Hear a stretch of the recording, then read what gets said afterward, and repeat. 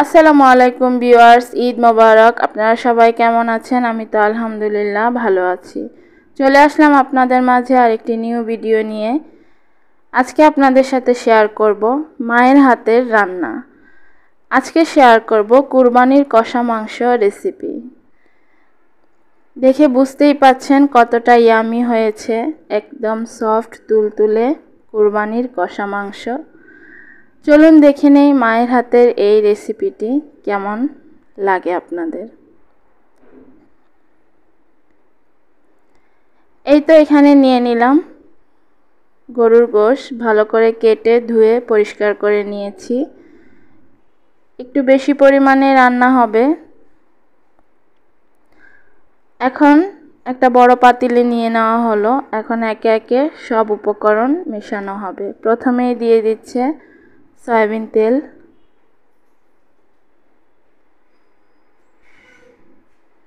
দিয়ে দিলাম তেজপাতা, এলাচ, দারুচিনি, দিয়ে দিলাম পেঁয়াজ কুচি, দিয়ে দিলাম পরিমাণ মতো লবণ। এবারে দিয়ে দিব রসুন বাটা,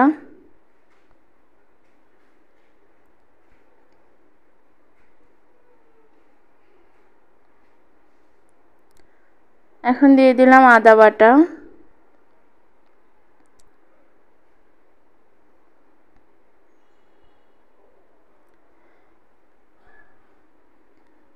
দিয়ে দিলাম পেঁয়াজ বাটা।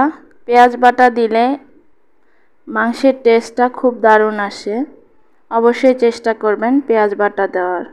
এখন দিয়ে দিব হলুদের পাউডার,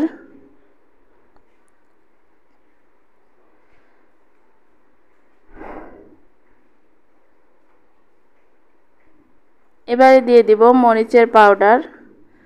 ঝাল আপনারা যে যেমন পছন্দ করেন সে অনুপাতেই দিবেন। এবারে দিয়ে দিল ধনিয়া পাউডার,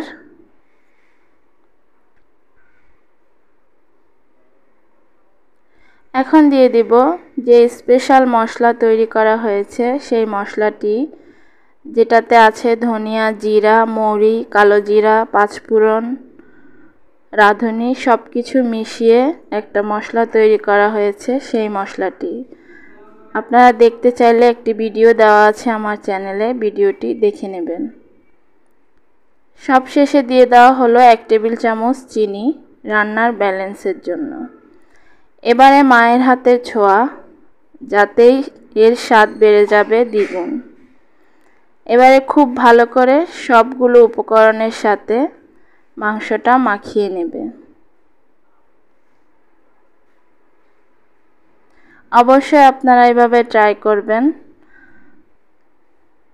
ঈদ উপলক্ষে দারুণ মজার স্বাদে এই মাংস কষা রেসিপি। এবারে 30 মিনিট পর চুলায় বসিয়ে দিলাম।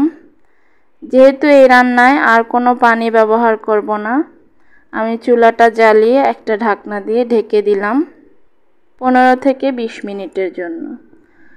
এই তো দেখতেই পাচ্ছেন 20 মিনিট পর একটু ভালো করে নেড়েচেড়ে দেব। এই পর্যায়ে আমি চুলার আঁচটা লো ফ্লেমে করে রাখবো। আস্তে আস্তে মাংসটা সেদ্ধ হবে। আমার ভিডিওগুলো ভালো লাগলে অবশ্যই আমার চ্যানেলটা সাবস্ক্রাইব করে দিবেন, লাইক, কমেন্ট, শেয়ার করবেন, যেন আগামী দিনগুলো আমি এগিয়ে যেতে পারি। এই তো এখন দিয়ে দিলাম জিরা পাউডার।